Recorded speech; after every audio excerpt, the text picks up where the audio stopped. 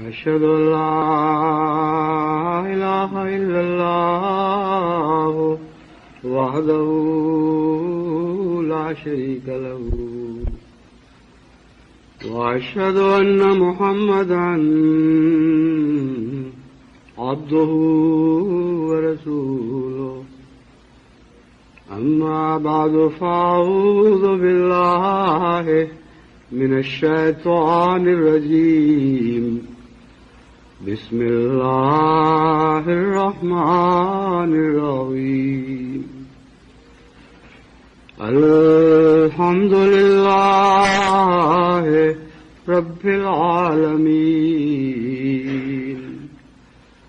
الرحمن الرحيم مالك يوم الدين إياك نعبد وإياك نستعين اهدنا الصراط المستقيم صراط الذين أنعمت عليهم غير المغضوب عليهم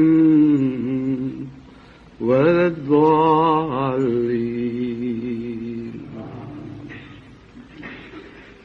إنني أنا الله لا إله إلا أنا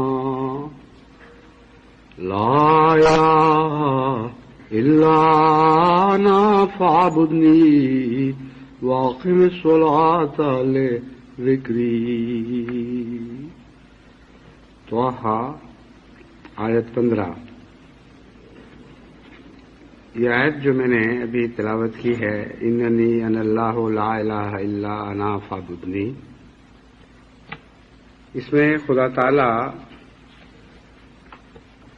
فرماتا ہے یقیناً میں ہی وہ اللہ ہوں جس کے سوا کوئی اور معبود نہیں ہے۔ بڑے زور اور شدت کے ساتھ اس میں توحید کا اظہار ہے اور بڑی شان کے ساتھ توحید کا اظہار ہے۔ اننی انا اللہ، یقیناً بے شک میں ہی ہوں وہ اللہ، لا الہ الا انا، میرے سوا اور کوئی معبود نہیں ہے، فاعبدنی، پس میری ہی عبادت کرو کر، واقم الصلاۃ لذکری، اور نماز کو میرے ذکر کی خاطر پڑھا کر یا میرے ذکر کی خاطر قائم کر۔ یہ جتنی باتیں اس مختصر سی آیت میں بیان ہوئی ہیں، ان میں سے ایک بھی مسلمان کے لیے نئی نہیں، اور کوئی ایسی بات بھی بظاہر اس میں بیان نہیں ہوئی جس سے اسے کوئی نئی خبر ملتی ہو۔ انسان اس آیت کو پڑھتا ہے، اس کی زور اور شدت سے اور اس کی شوقت سے متاثر بھی ہوتا ہے، لیکن ٹھہر کر غور نہیں کرتا کہ یہ ساری باتیں جو عام فہم ہیں اور ہر مسلمان کو پہلے سے معلوم ہیں، اس شدت کے ساتھ، خصوصیت کے ساتھ کیوں بیان کی گئی ہیں۔ مثلا آپ اگر کسی سے کہیں کہ کھانا کھایا کرو تاکہ بھوک مٹ جائے، تو کوئی بچہ شوخی سے یہ کہہ سکتا ہے کہ اور کس لیے کھانا کھایا جاتا ہے، بھوک مٹانے کے لیے تو کھایا جاتا ہے، یہ کیا بات ہوئی، کھانا کھایا کرو تاکہ بھوک مٹ جائے۔ اسی قسم کی عام فہم، سادہ، معلوم، معروف باتیں ہیں جو اس آیت میں بیان ہوئی ہیں، لیکن اس انداز سے، اس خاص شوقت کے ساتھ بیان ہوئی، قوت کے ساتھ بیان ہوئی ہیں کہ معلوم ہوتا ہے خدا کوئی پیغام دینا چاہتا ہے جسے غافل بندہ نہیں سمجھتا، اور دیکھتے ہوئے بھی اس طرح گزر جاتا ہے جیسے دیکھا نہیں، یا دیکھنے کی ضرورت کوئی نہیں کیونکہ میں پہلے سے ہی جانتا ہوں، حالانکہ نہیں جانتا۔ اس میں جتنی باتیں بھی بیان ہوئی ہیں وہ سب وہ ہیں جن سے انسان یقیناً غافل ہے۔ خدا فرماتا ہے میں ہی ہوں وہ معبود جس کے سوا اور کوئی عبادت کے لائق نہیں، میں وہ اللہ ہوں۔ اور امر واقعہ یہ ہے کہ انسان نے اپنی زندگی میں اتنے بت بنا رکھے ہیں، اتنی خواہشات کی پیروی کرتا ہے خدا کے سوا کہ اسے روزمرہ کی زندگی میں معلوم ہی نہیں ہوتا کہ زبان میری ایک خدا کے سوا کسی اور کا اقرار نہیں کرتی، اور میرا دل اور میرا عمل اور میری توجہات اس ایک خدا کے سوا بہت سے دوسرے معبودات کی پرستش کرتے چلے جاتے ہیں۔ چنانچہ اس اعلان کے بعد فرمایا اقم الصلاۃ لذکری، نماز پڑھا کرو میرے ذکر کی خاطر، میری یاد کے لیے۔ اب آپ جانتے ہیں کہ خدا کے ذکر کے لیے ہی نمازیں پڑھی جاتی ہیں، مگر اس فقرے پر ٹھہر کر سوچنا چاہیے تھا، یا سوچنا چاہیے ہر مسلمان کو، کہ یہ جو فرمایا گیا ہے تو میں اپنی نماز تو کم سے کم ٹٹول کے دیکھوں کہ کیا وہ ذکر کی خاطر ہی پڑھ رہا ہوں۔ میں جو صبح و شام نمازیں پڑھتا ہوں، کیا واقعتاً وہ نمازیں ذکر الہی سے معمور ہوتی ہیں؟ اس سوال کا جواب ہر انسان اپنے تجربے اور اپنے حالات کے مطابق اپنی نمازوں کی کیفیت کے مطابق دے سکتا ہے، لیکن اگر بنظر غیر دیکھے گا، اگر حقیقت کی نظر سے دیکھے گا، تو وہ عرفان کے کسی مقام پر بھی ہو، اس کا جواب نفی میں جواب دے گا، یعنی اپنے نفس کو نفی میں جواب دے گا۔ کیونکہ جب یہ کہا جائے کہ نماز ذکر الہی کے لیے ہے، خدا کی یاد کے لیے ہے، اور اسی غرض سے نماز پڑھا کرو، یعنی نماز کو ذکر الہی سے بھر دو، تو اس تعریف کی روح سے نماز کی جو شکل ظاہر ہوتی ہے وہ ہماری اکثر نمازوں میں واقعتاً ظاہر نہیں ہوتی۔ ہماری اکثر نمازیں ذکر الہی سے اس طرح خالی ہوتی ہیں جیسے بعض دفعہ سوکھے ہوئے مالٹے شکل و صورت کے ساتھ میں دیکھنے سے اسی طرح رنگین اور خوش شکل لیکن اور بھرے ہوئے بھی دکھائی دیتے ہیں، بلکہ بعض دفعہ سوکھے ہوئے مالٹے زیادہ بھرے ہوئے دکھائی دیتے ہیں، وہ پھول بھی جاتے ہیں تھوڑے سے، لیکن جب ان کو کھولتے ہیں تو ہر پھانک رس سے خالی ہوتی ہے، کہیں کہیں رس کا چھینٹا نظر آتا ہے۔ تو اس پہلو سے اگر انسان حقیقت کی نظر سے اپنی نمازوں کا جائزہ لے تو اس کی نماز کی اکثر پھانکیں ذکر الہی سے اسی طرح خالی دکھائی دے گی، ہاں کہیں کہیں چھینٹے نظر آئیں گے۔ پھر انسان اپنی نمازوں پر غور کرے، جب وہ نماز میں سورہ فاتحہ پڑھتا ہے یا تسبیح و تحمید کرتا ہے تو کس حد تک وہ اس کی توجہ سورہ فاتحہ کے مضمون کی طرف رہتی ہے، اور تسبیح و تحمید کرتے وقت کس حد تک وہ اللہ تعالیٰ کی ذات میں ان اعلیٰ صفات کو دیکھ رہا ہوتا ہے جو اس کی زبان بیان کر رہی ہوتی ہے۔ اس نظر سے اگر آپ غور کریں تو ہر شخص جو اپنے اندر سچائی کا بیج رکھتا ہے اس کا جواب نفی میں ہوگا کہ بسا اوقات میری توجہات دوسرے مضامین کی طرف رہیں، لیکن ذکر الہی کرتے وقت ایسا بھرپور ذکر کرنے کی مجھے توفیق نہیں مل سکی کہ مسلسل میری توجہ خدا کی طرف ہو۔ تو یہ جو فرمایا اقم الصلاۃ لذکری، یہاں خدا تعالیٰ نے پہلے بیان کی جانچ کے لیے ہمارے سامنے ایک پیمانہ رکھ دیا۔ نماز وہ آئینہ ہے جس میں روزمرہ کی زندگی کی توحید یا روزمرہ کی زندگی کا شرک دکھائی دے دیتا ہے، اور اس فقرے کی تان اس بات پر جو توڑی گئی، اس بیان کی تان وہ اس بات پر توڑی گئی اقم الصلاۃ لذکری، تو متوجہ یہ فرمایا گیا ہے کہ تم لاکھ توحید کے دعوے کرو، لاکھ کہو کہ خدا کے سوا اور کوئی معبود نہیں ہے، لیکن جب تم نمازوں میں میرے سامنے حاضر ہوگے اس وقت تمہاری توحید جانچی اور پہچانی جائے گی۔ دنیا میں تو تمہارے سامنے یہ عذر ہے کہ ہاں توحید تو ہے اپنی جگہ، لیکن توحید کے سوا بھی تو مشاغل ہیں۔ انسان نے زندہ رہنا ہے، دنیا کے کارخانے میں بسر اوقات کرنی ہے، اس لیے خدا سے توجہ ہٹ گئی تو کوئی حرج کی بات نہیں۔ عمدن ایسا نہیں ہوا، دل توحید ہی کی طرف مائل ہے، لیکن کاموں میں مصروفیت کی وجہ سے توجہ ہٹ جاتی ہے. تو اللہ تعالیٰ کے سامنے تو کوئی ہیلے، کوئی عذر پیش ہو نہیں سکتے، اس کے سامنے کچھ عذروں کی پیش نہیں جاتی. بس خدا تعالیٰ نے دیکھیں کس حکمت کے ساتھ، کس شان کے ساتھ بندے کا جھوٹ اس پر ظاہر فرما دیا. فرمایا ٹھیک ہے، اگر تم واقعی توحید کے قائل ہو، اگر تمہاری ساری زندگی توحید ہی کی پرستش میں گزرتی ہے، تو جس وقت خالصتاً میرے سامنے حاضر ہوتے ہو، اس وقت تو تمہاری توحید کو خاص چمک دکھانی چاہیے. اس وقت تو سج بن کر تمہاری توحید ظاہر ہونے چاہیے نماز میں. خذوا زینتکم عند کل مسجد، ان کا ایک یہ مطلب ہے کہ اپنی توحید کو سجا کر خدا کے حضور لے کے جاؤ، تاکہ نمازوں میں ظاہر ہو کہ ہاں کس حد تک تم مواحد ہو. بس نماز کے آئینے میں روزمرہ کی زندگی دکھائی دیتی ہے، اور ان دونوں کا بڑا گہرا تعلق ہے. حضرت اقدس محمد مصطفیٰ صلی اللہ علیہ وآلہ وسلم کے متعلق یہ روایات ملتی ہیں کہ آپ جب نماز نہیں بھی پڑھ رہے ہوتے تھے تو دل نماز میں اٹکا ہوتا تھا. یہ مطلب ہے اقم الصلاۃ لذکری کا. نماز کے باہر بھی جس کا دل نماز میں اٹکا ہوگا، نماز میں جا کر اس کی کیا کیفیت ہوگی؟ وہ غیر اللہ کو تو پھر وہ دل پیش نہیں کر سکتا. لیکن اس کے برعکس اگر نماز کی حالت میں دل باہر اٹکا ہو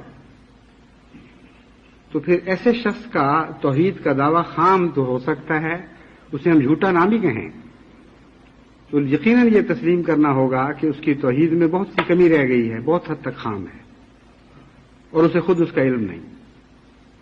بس یہ بیان جو بالکل سادہ اور عام فہم اور روزمرہ کا دیکھا بھالا معلوم ہوتا تھا، جب آپ اس پر غور کریں تو معلوم ہوتا ہے کہ یہ سارے نئے مضامین ہیں، اس سے پہلے توجہ ہی نہیں اس طرف گئی.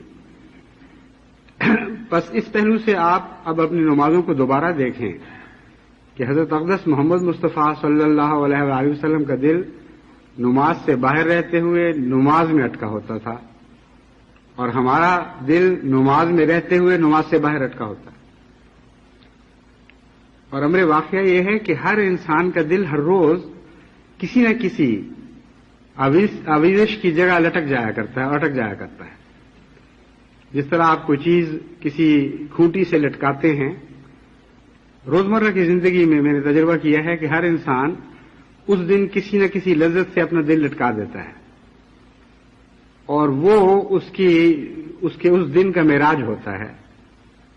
چنانچہ بچے بعض دفعہ جن کو کوئی خاص کھانا پسند ہو اور ان کو پتہ ہو کہ اسکول سے آنے کے بعد وہ کھانا ضرور پکا ہوگا، سارا دن اسکول میں ان کا دل اس کھانے میں اٹکا ہوتا ہے، اور واپس آ کر اگر دیکھیں کہ وہاں کھانا وہ نہیں ہے تو پھر ان کی کیفیت دیکھیں کیا حال ہوتا ہے. جو لگتا ہے کہ سارا دن ان کا ضائع ہو گیا اور تباہ ہو گیا. چنانچہ انسان بھی اسی بچپن کی حالت سے گزرتا ہوا جوانی تک پہنچتا ہے. اس کے دل کے اٹکنے کی جگہیں تو مختلف ہو سکتی ہیں مگر عادت نہیں بدلتی. وہ دل اپنا اٹکاتا ضرور ہے کہیں نہ کہیں، اور ہر روز اس کی لذت کا ایک خاص معیار مقرر ہو جاتا ہے کہ آج یہ ہوگا اور مزہ آئے گا. جو کھیلوں کے شوقین ہیں، مثلا آج کل ٹینس کی کھیل ہو رہی ہے، ان کو وہ کسی کام پہ بھی چلے جائیں ان کا دل ٹینس میں اٹکا ہوتا ہے. جو کرکٹ کے شوقین ہیں، جب کرکٹ کا ٹیسٹ ہو رہا ہوتا ہے تو خواہ وہ کھانا کھا رہے ہوں، خواہ وہ کچھ اور کام کر رہے ہوں، ان کا ذہن ہر وقت اس انتظار میں رہتا ہے کہ کب کرکٹ کی خبر آئے یا کب مجھے موقع ملے تو میں ٹیلی ویژن پہ کرکٹ کو دیکھوں. تو دل کے اٹکانے کی جگہیں تو بدل جاتی ہیں، ضروری نہیں کہ ہر دفعہ کھانا ہی رہے، لیکن جگہیں ضرور ہوتی ہیں. اور یہ عادت انسان کی ایسی پک چکی ہوتی ہے بچپن سے کہ وہ پھر اس کو تبدیل نہیں کر سکتا. اس پہلو سے جب آپ اپنی نمازوں کا جائزہ لیں تو جہاں جہاں بھی آپ کا دل اٹکتا ہے، آپ کی نمازوں میں بھی اسی طرف متوجہ رہتی ہے. کوشش کر کے، جد و جہد کر کے آپ اسے نماز کی طرف واپس لاتے ہیں، اور پھر طبی طور پر ایک بے اختیار کشش کے ساتھ آپ کا دل اس طرف مائل ہو جاتا ہے جہاں آپ نے اس کو خود لٹکا دیا ہے. تو توحید پھر کیسی ہوئی؟ یہ تو بالکل اس منظر کے برعکس منظر ہے جو حضرت اقدس محمد مصطفیٰ صلی اللہ علیہ وآلہ وسلم کی نمازوں کا منظر دکھائی دیتا ہے. آپ باہر ہیں اور دل نماز میں ہے. ہم نماز میں ہوتے ہیں اور ہمارا دل باہر ہوتا ہے. اس پہلو سے ہمیں اپنی نمازوں پر بہت ہی محنت کرنی پڑے گی. بہت ہی زیادہ غیر معمولی توجہ کی ضرورت ہے.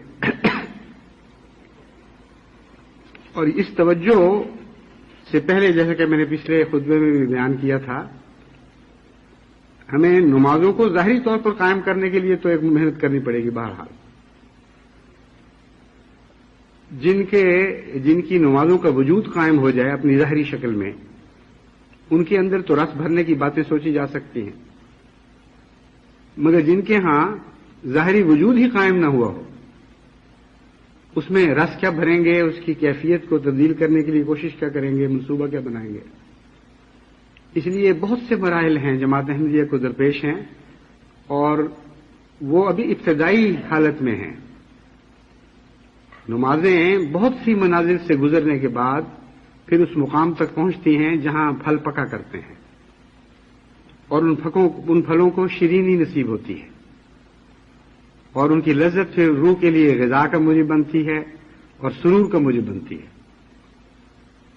اس پہلو سے میں نے حضرت اقدس مسیح موعود علیہ الصلوۃ والسلام کے بعض اقتباسات چنے ہیں جو میں آپ کے سامنے رکھتا ہوں، تاکہ ایک عارف باللہ کی نمازوں کو دیکھ کر آپ اندازہ کر سکیں کہ ابھی کتنا لمبا سفر ہے جو ہمیں کرنا ہے، کتنے خلاء ہیں جنہیں ہمیں پر کرنا ہے، کتنی منازل ہیں جنہیں طے کرنے کے بعد پھر ایک لمبے عرصے کے سفر اور صعوبت کے بعد ہمیں وہ نماز میسر آ سکتی ہے جو دراصل مقصود بالذات ہے، جس کے متعلق خدا تعالیٰ نے فرمایا اقم الصلاۃ لذکری.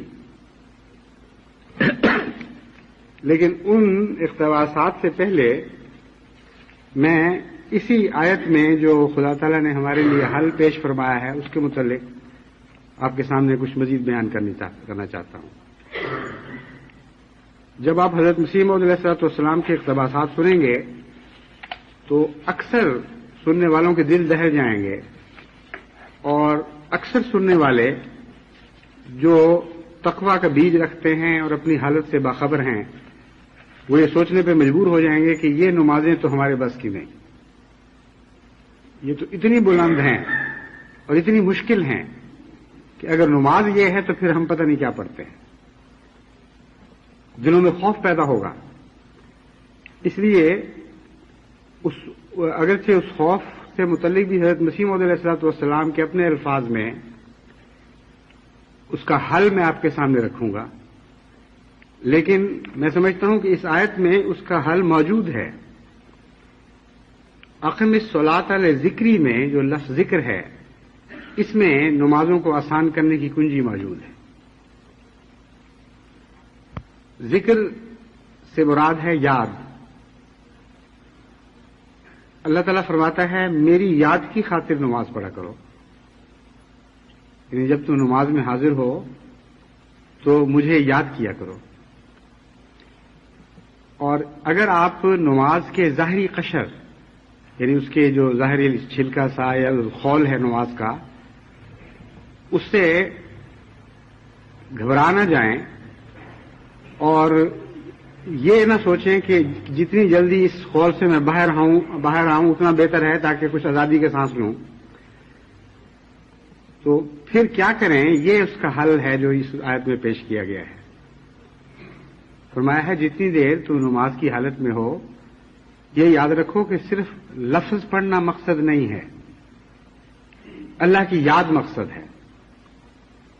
اس لیے اللہ تعالیٰ کی یاد کیا کرو. اب خدا کی یاد اگر آپ کسی بھی حالت میں کریں اس میں لذت ہوتی ہے. یہ امر واقعہ یہ ہے کہ نماز سے گھبرا کر، اس کے الفاظ سے گھبرا کر اگر آپ آرٹیفیشل یا مصنوعی طور پر نماز ادا کرتے رہیں تو آپ کو ساری عمر کی نمازوں میں بھی کبھی لذت نہیں ملے گی.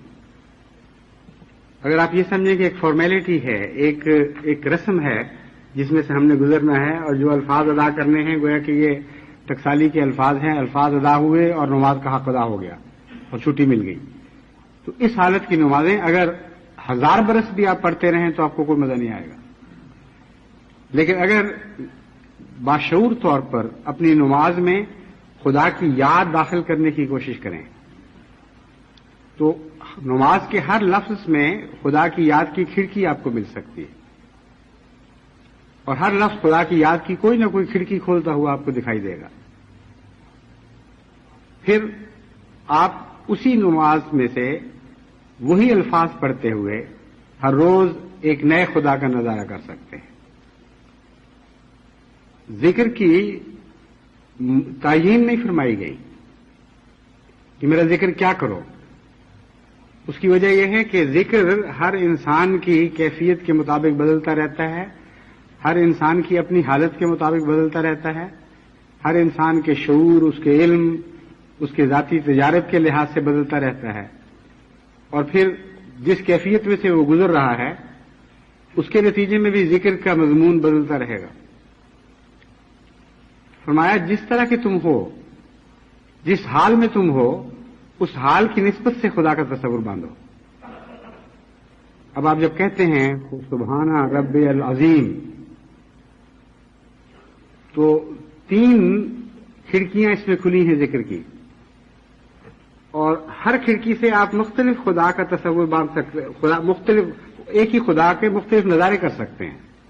مختلف خدا سے تو دوسری طرف بھی غلط ذہن منتقل ہو سکتا ہے. مراد یہ ہے کہ ایک ہی خدا کے مختلف نظارے کر سکتے ہیں. سبحان جب آپ کہتے ہیں پاک ہے، تو ہر شخص کی اپنی پاکیزگی کی حالت کی نسبت سے اس کا پاکی کا تصور بنتا ہے.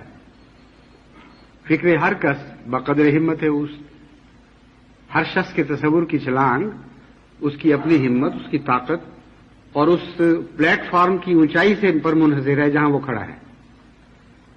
تو سبحان کا تصور بھی ہر شخص کا مختلف ہے. بعض لوگ جو گناہوں میں ملوث ہیں، بار بار کی کوشش کر رہے ہیں، گناہوں سے چھٹکارا نہیں ملتا، اور پھر ایک نہیں متعدد بیماریوں میں مبتلا ہیں، وہ جب سبحان پڑھتے ہیں تو ان کے ذہن میں وہ ابتدائی گناہ آئیں گے، اور کثرت کے ساتھ ذہن کبھی اس گناہ کی طرف جائے گا، کبھی اس گناہ کی طرف جائے گا، کبھی اس کمزوری کی طرف، کبھی اس کمزوری کی طرف، اور انسان سوچے گا کہ سبحان میں کہہ رہا ہوں اپنے رب کو اور میرا یہ حال ہے. اللہ میں یہ بات بھی ہے، یہ بات بھی نہیں ہے، یہ بات بھی نہیں ہے، یہ بات بھی نہیں ہے. سبحان ایک منفی ذکر کی کیفیت کا نام ہے. لیکن اس سے پھر حمد کی طرف توجہ منتقل ہو جاتی ہے. جب ربی کہتے ہیں آپ تو فرماتے ہیں میرا رب ہے یہ، اور جب اپنے گناہ کی طرف متوجہ ہوتے ہیں تو پھر سوچتے ہیں کہ اچھا پھر یہ میرا رب کیسے ہو گیا، یہ تو کسی اور کا رب نظر آ رہا ہے. میرا تو یہ حال ہے، مجھے تو شرم آتی ہے اس رب کی طرف منسوب ہوتے ہوئے. جس طرح بعض لوگ اپنے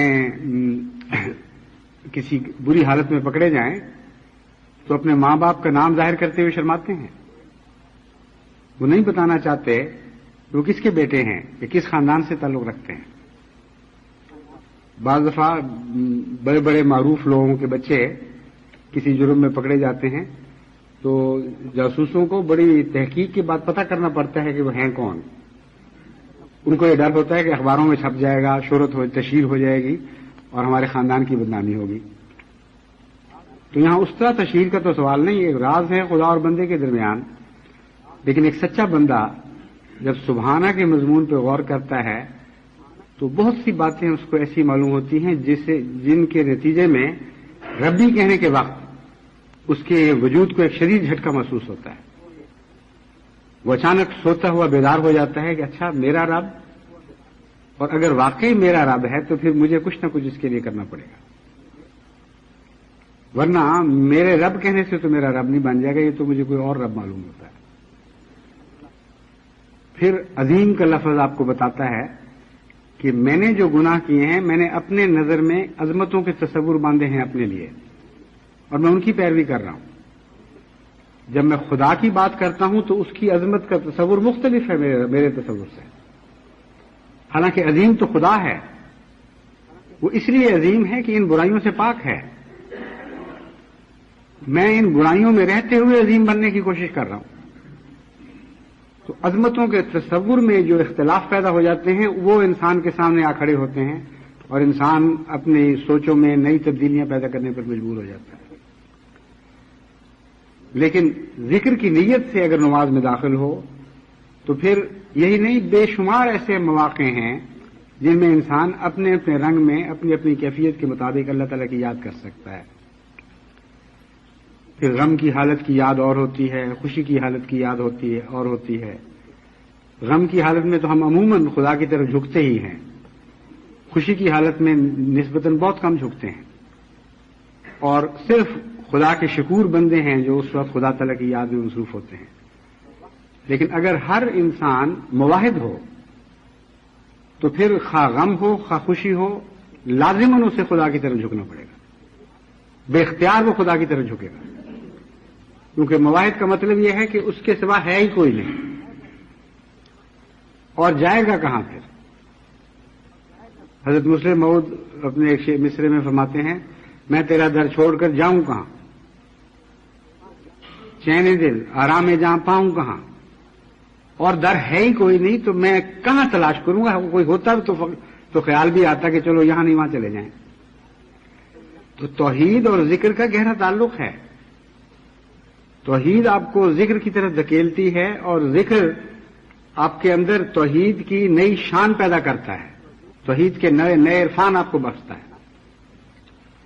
بس اس آیت میں توحید اور ذکر کے گہرے تعلق کو بڑی شان کے ساتھ بڑی وضاحت کے ساتھ بیان فرمایا گیا ہے، اور اس تعلق کی بنا پر ہماری نمازیں زندہ ہو سکتی ہیں اور ہم شرک سے توحید کی طرف مائل ہو سکتے ہیں.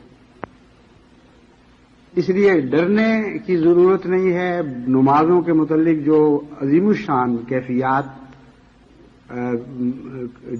حضرت مسیح علیہ الصلوۃ والسلام کے تجارب کی روشنی میں آپ کے سامنے رکھوں گا، اس سے گھبرائیں نہیں. اپنی اپنی توفیق کے مطابق نماز کو یاد کا ذریعہ بنا لیں، اور جب بھی نماز میں جائیں یہ فیصلہ کریں کہ کوئی نہ کوئی نیا طریق اختیار کرتے ہوئے اپنی نماز میں اللہ کی یاد کو ضرور بسانا ہے. اور جب نماز سے نکلیں تو یہ سوچ لیا کریں کہ اس نماز میں آپ نے کتنا خدا کو یاد کیا تھا، کس رنگ میں یاد کیا تھا. اگر داخل ہونے سے پہلے یہ عہد کریں اور نکلتے وقت یہ سوچ لیا کریں تو ہر روز آپ کو شروع میں بہت سی ناکامیوں کا منہ دیکھنا پڑے گا. بعض دفعہ مسلسل آپ گھبرا اٹھیں گے دیکھ کر کہ اکثر نمازیں خالی گزر گئی، اور پھر رفتہ رفتہ خدا توفیق بڑھاتا چلا جائے گا. وہ توفیق کیسے بڑھتی ہے حضرت مسیح علیہ الصلوۃ والسلام نے اس کے متعلق بھی روشنی ڈالی ہے، اس مضمون پر بھی کافی روشنی ڈالی ہے. وہ آپ ہی کے الفاظ میں آپ کے سامنے رکھتا ہوں.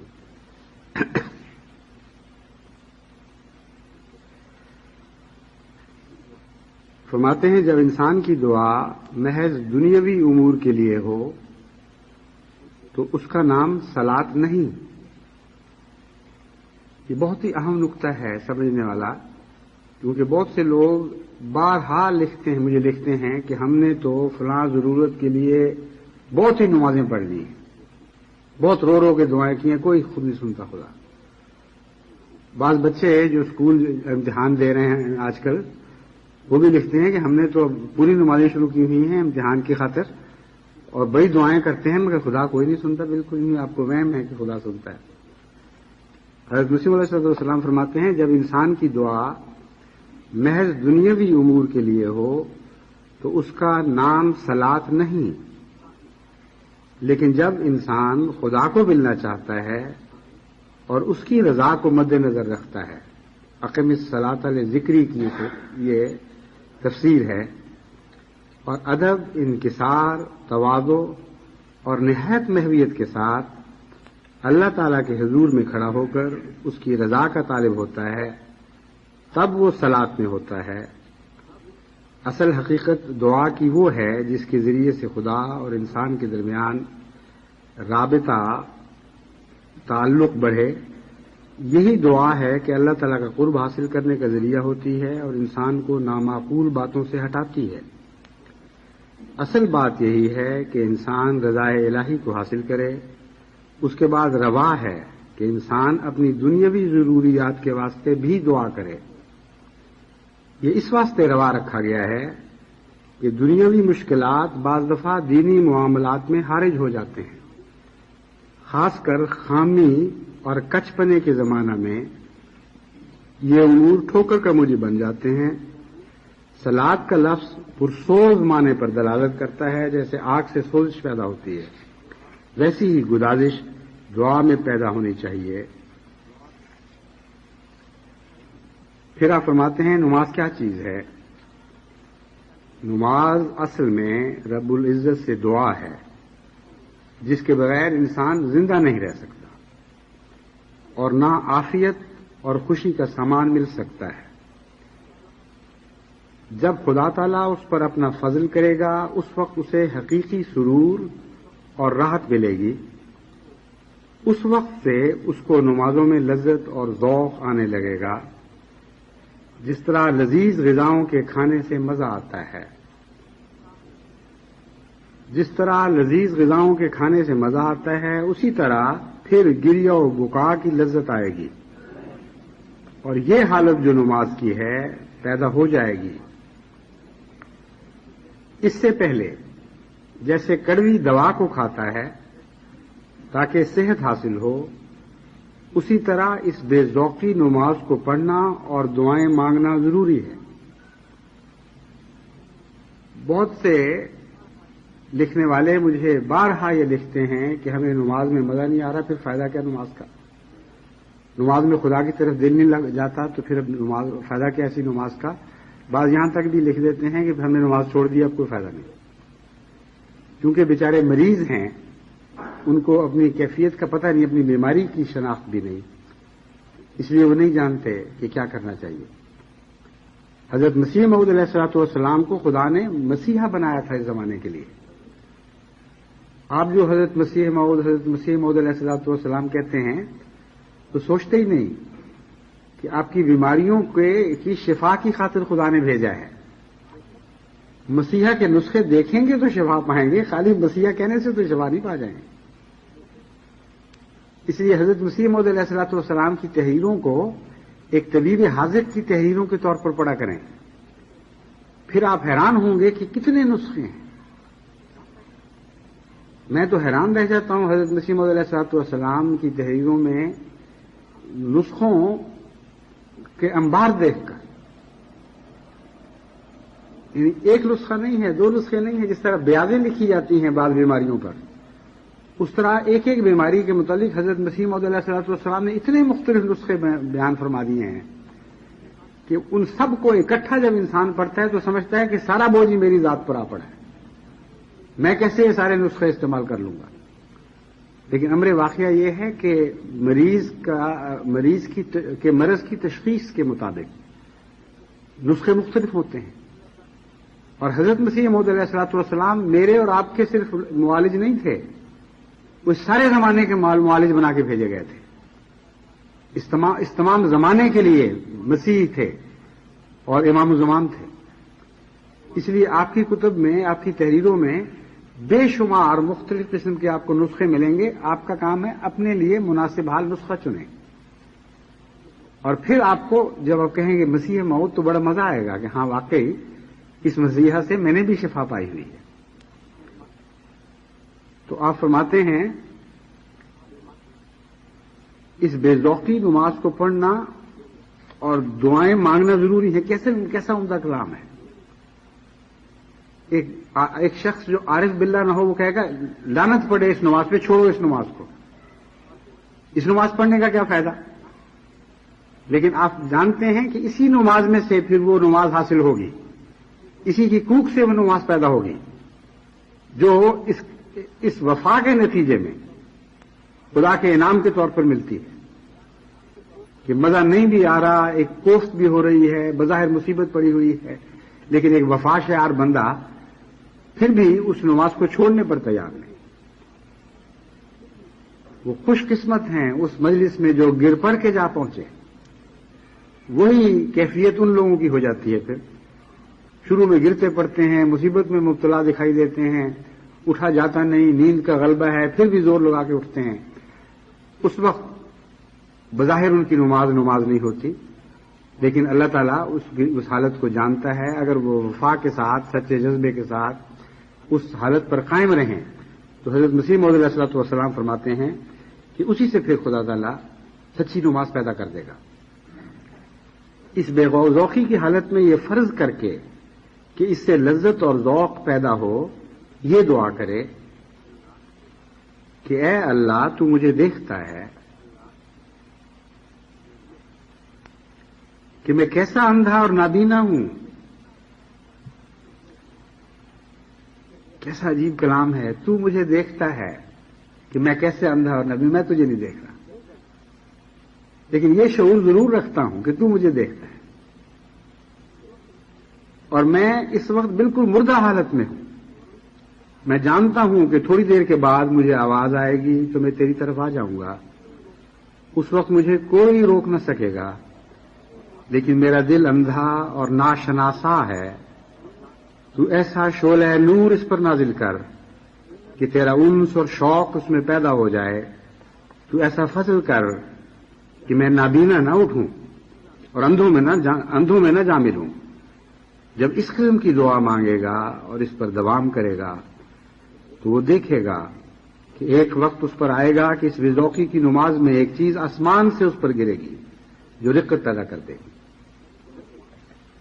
تو اسی نماز سے وہ نمازیں پیدا ہوں گی اور لازماً پیدا ہوں گی اگر آپ شعور کے ساتھ اور وفا کے ساتھ اس پر قائم رہیں اور خدا سے التجا کرتے رہیں.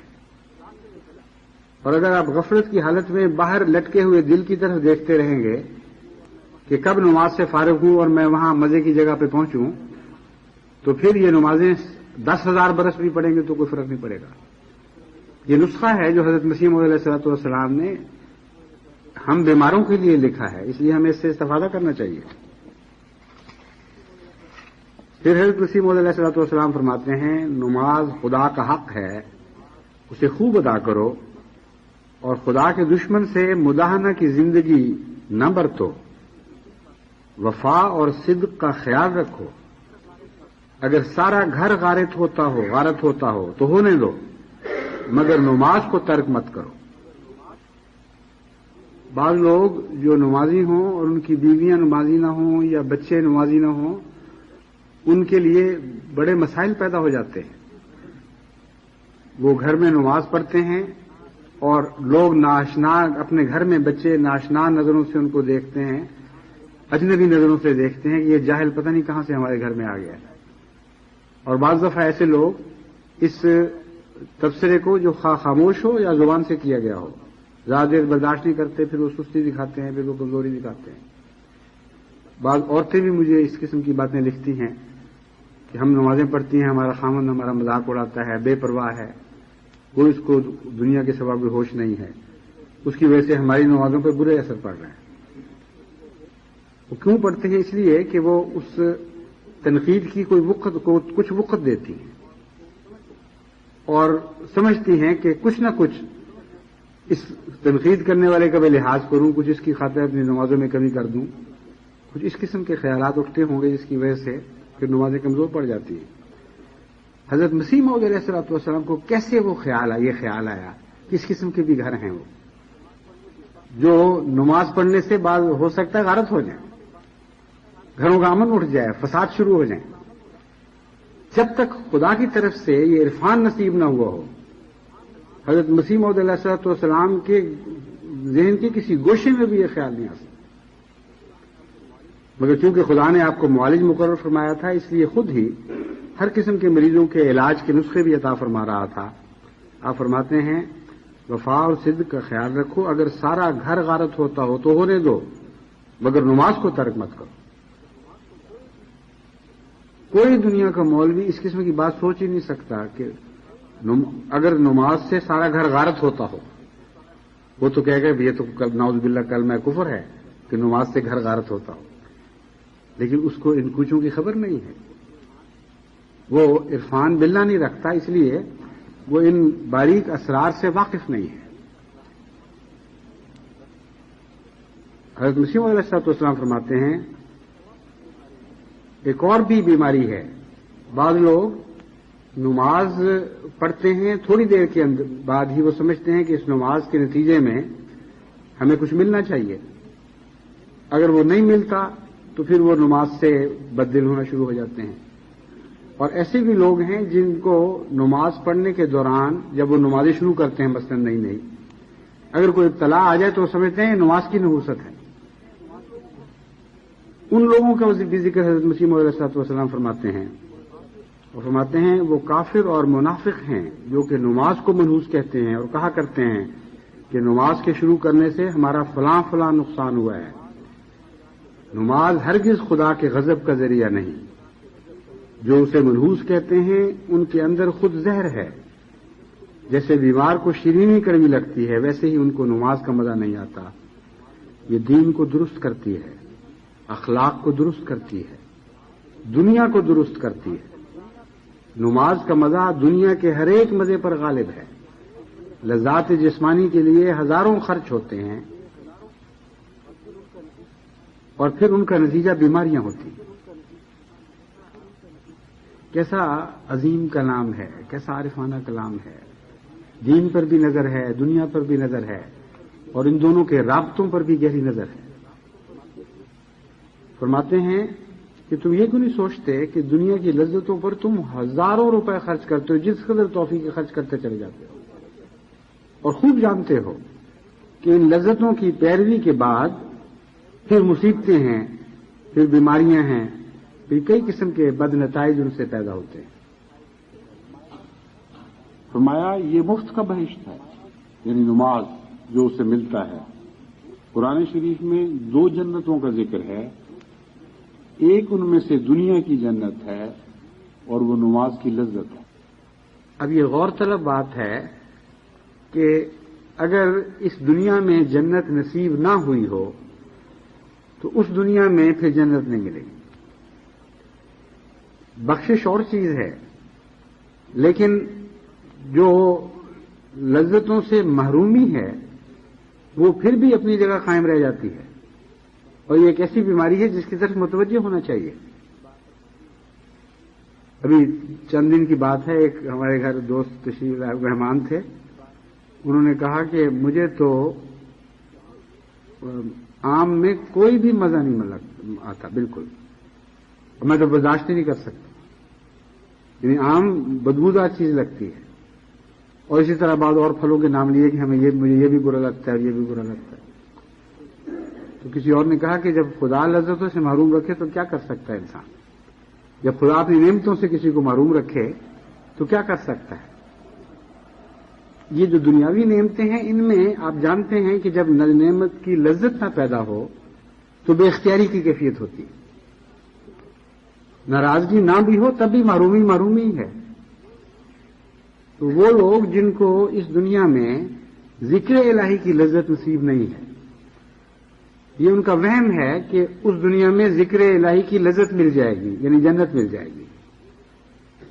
2 جنتیں کہہ کر خدا تعالیٰ نے اس مضمون کو بیان فرمایا ہے کہ اگلی جنت اس جنت سے کچھ مختلف نہیں ہے، اسی قسم کی ہے۔ بس جسے اس دنیا میں ذکر الہی سے تنافر پیدا ہو، گھبراہٹ ہو، وہ دور ہٹنے کی کوشش کرے، وہ سمجھے کہ ذکر الہی ختم ہو تو پھر کوئی اور ذکر چلے، تو اس شخص کو اگر قیامت کی نماز اگلی دنیا میں ذکر کے سوا کچھ ملے ہی نہ تو اس نے بیچارے نے تو بور ہی ہونا، اس کو جنت کہاں سے مل جائے گی؟ وہی اس کے لیے جہنم بن جائے گی۔ اس لیے یہ ایسے مضامین نہیں ہیں جن پر آپ غفلت کی نظر ڈال کر آگے گزر جائیں۔ یہ ٹھوس حقیقتیں ہیں جن کا اس دنیا سے بھی تعلق ہے، اس دنیا سے بھی تعلق ہے۔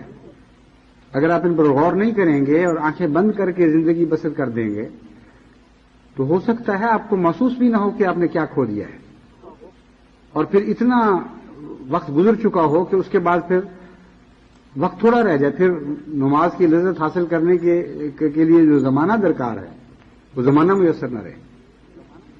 اس لیے فکر کریں ان باتوں کی۔ جن نمازوں کی طرف میں متوجہ کرنا چاہتا ہوں وہ یہ نمازیں ہیں کیونکہ ہمیں ان کی بڑی ضرورت ہے. ہماری زندگی اور موت کا سوال ہے, جماعت احمدیہ کی بقا کا سوال ہے, ہماری اگلی نسلوں کی بقا کا سوال ہے.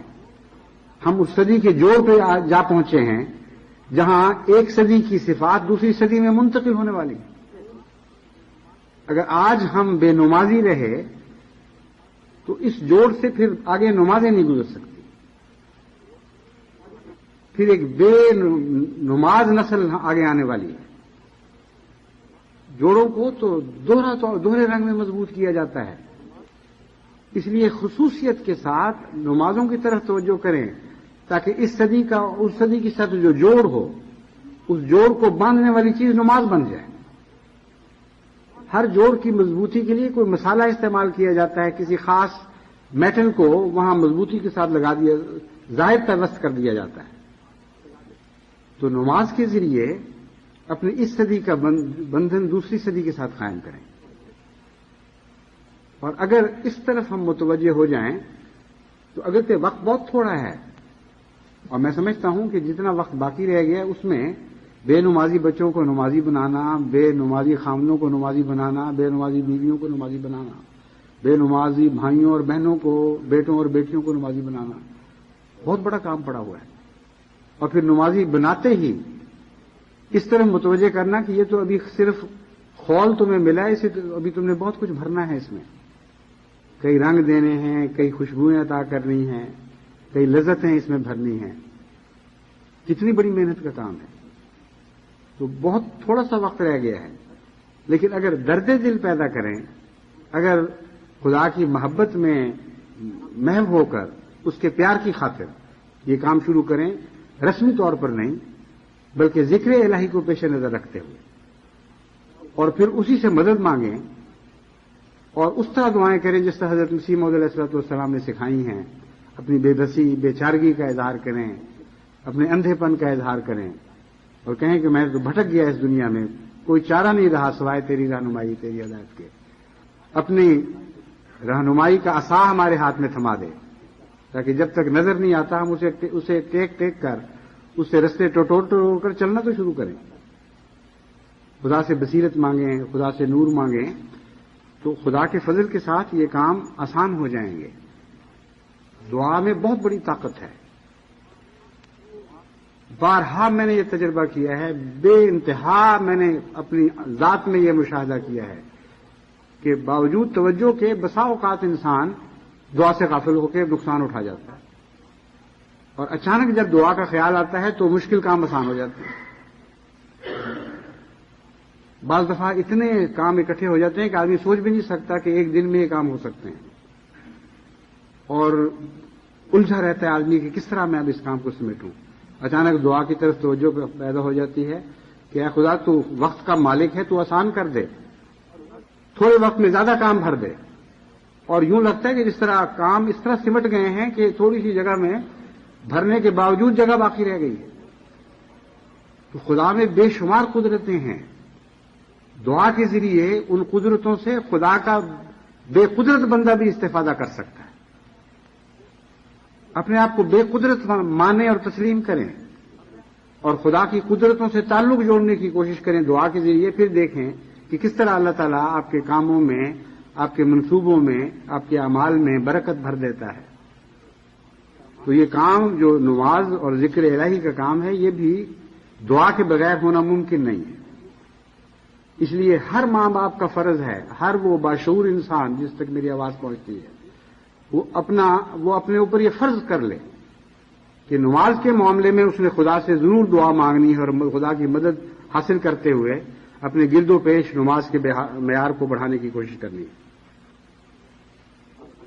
حضرت مسیح موعود علیہ السلام فرماتے ہیں اصل بات یہ ہے کہ نماز اللہ تعالیٰ کے حضور ایک سوال ہے کہ اللہ تعالیٰ ہر قسم کی بدیوں اور بدکاریوں سے محفوظ کر دے. انسان درد اور فرقت میں پڑا ہوا ہے اور چاہتا ہے کہ خدا تعالیٰ کا قرب اسے حاصل ہو, جس سے وہ اطمینان اور سکینت اسے ملے جو نجات کا نتیجہ ہے. مگر یہ بات اپنی کسی چالاکی یا خوبی سے نہیں مل سکتی.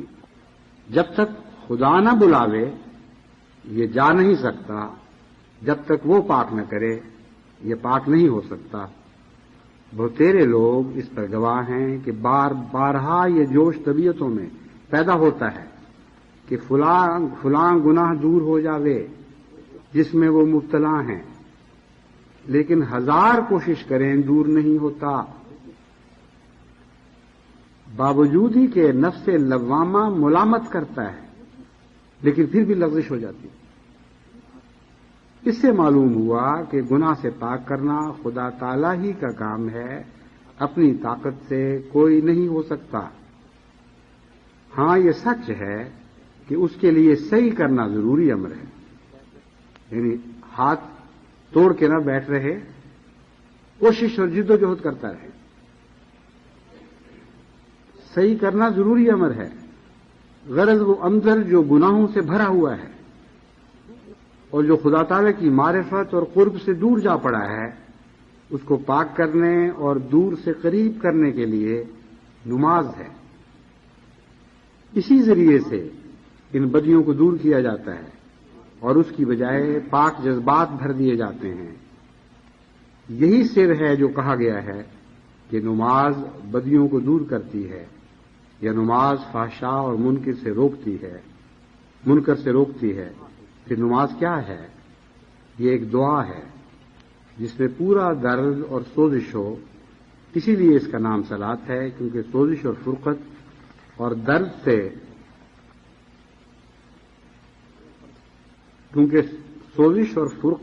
درد سے طلب کیا جاتا ہے، یعنی خدا سے جو کچھ بھی طلب کیا جاتا ہے وہ سوزش کے ساتھ، جلن کے ساتھ طلب کیا جاتا ہے کہ اللہ تعالیٰ بد ارادوں اور برے جذبات کو اندر سے دور کرے اور پاک محبت اس کی جگہ اپنے فیض عام کے ماتحت پیدا کر دے۔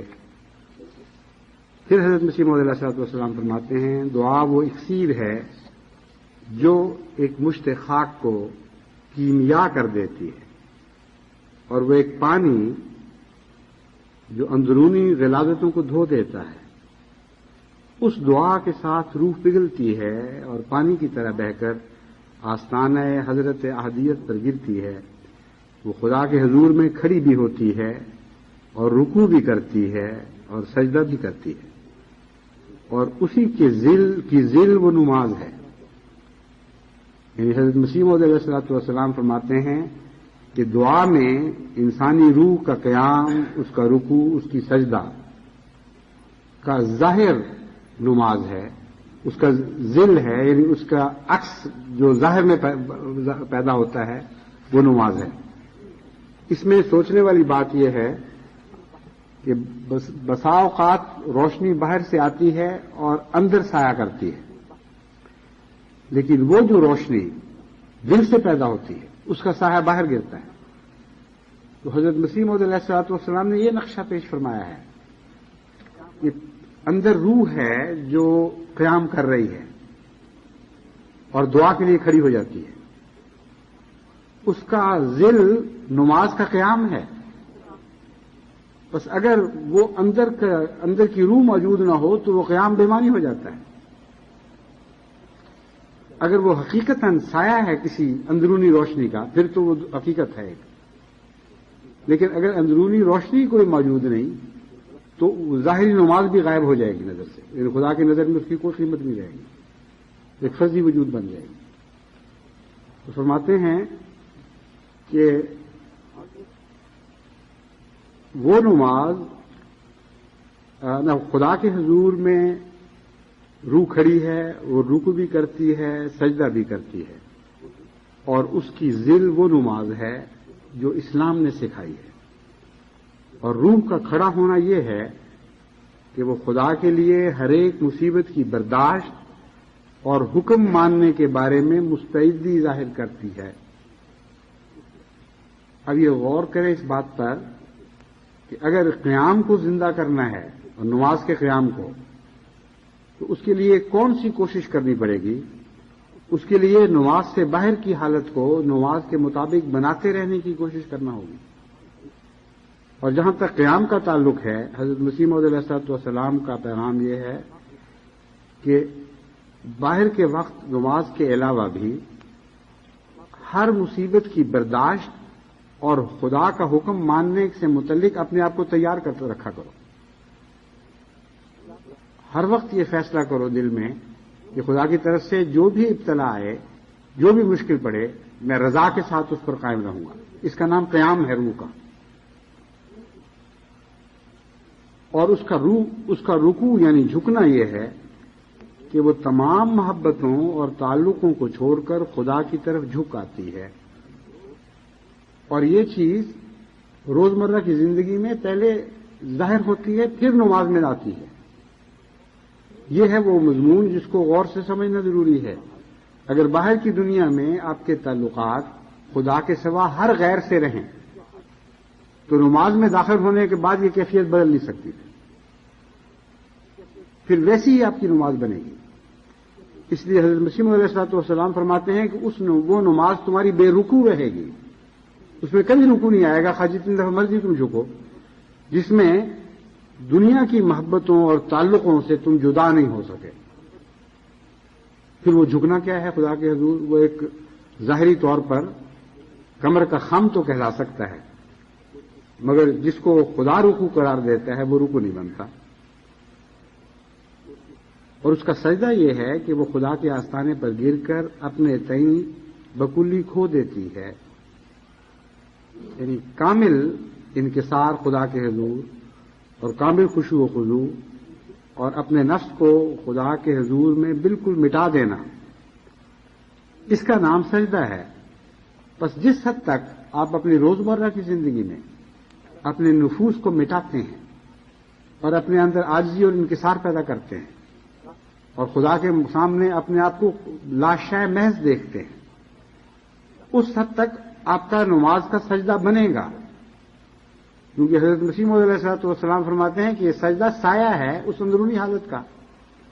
اگر اندرونی حالت پیدا ہی نہیں ہوئی تو سایہ کیسے بن جائے گا؟ تو نماز بنانے کا ایک جس طرح اینٹ رکھ کر معمار ایک عمارت بناتا ہے اور سکھاتا ہے دوسرے کو کہ اس طرح عمارت بنائی جاتی ہے، اس طرح حضرت مسیح موعود علیہ الصلوۃ والسلام ہمیں نماز کی عمارت بنانے کے گر سکھا رہے ہیں.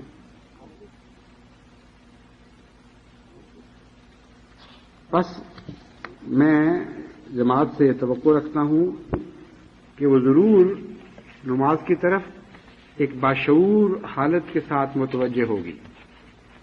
صرف ظاہر کو قائم نہیں کرے گی بلکہ اس کی روح اور اس کی روح کے ذریعے اس کے قیام اور رکوع اور سجود کو قائم کرنے کی کوشش کرے گی.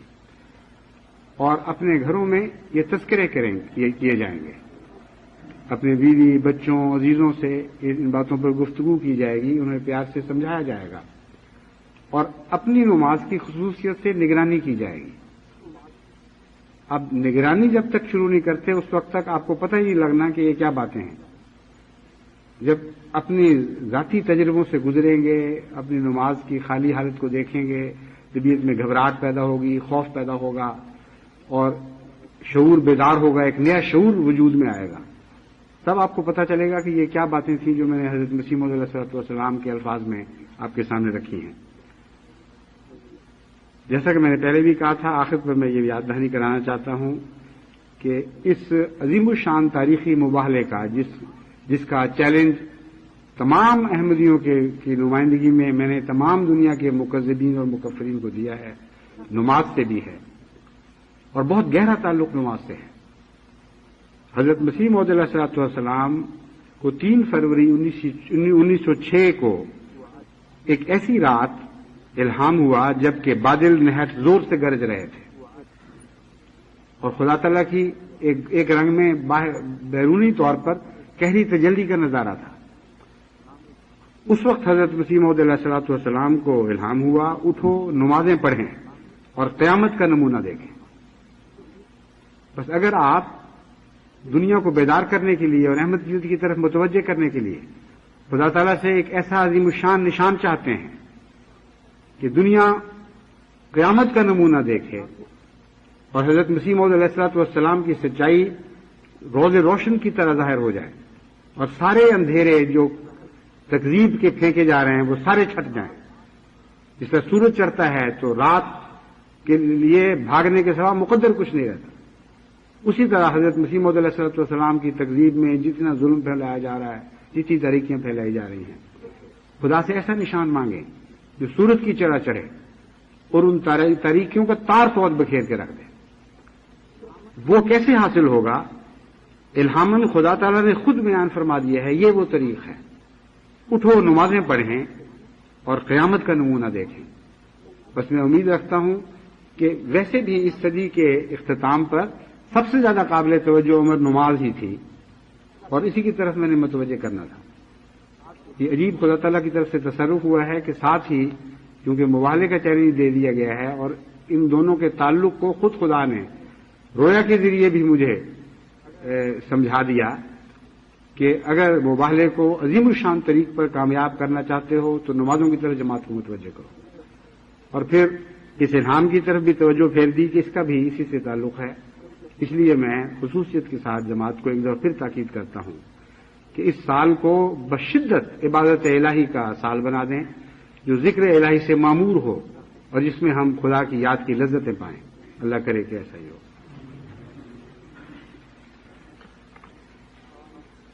الحمد للہ نحمده ونستعینه ونستغفره ونؤمن به ونتوکل علیہ ونعوذ باللہ من شرور انفسنا ومن سیئات اعمالنا من يهده الله فلا مضل له ومن يضلله فلا هادي له ونشهد أن لا إله إلا الله وحده لا شريك له ونشهد أن محمدا عبده ورسوله عباد الله رحمكم الله إن الله يأمر بالعدل والإحسان وإيتاء ذي القربى وينهى عن الفحشاء والمنكر والبغي يعظكم لعلكم تذكرون يعظكم لعلكم تذكرون يعظكم لعلكم تذكرون ادعوكم يستجب اذكروا الله يذكركم وادعوه يستجب لكم ولذكر الله أكبر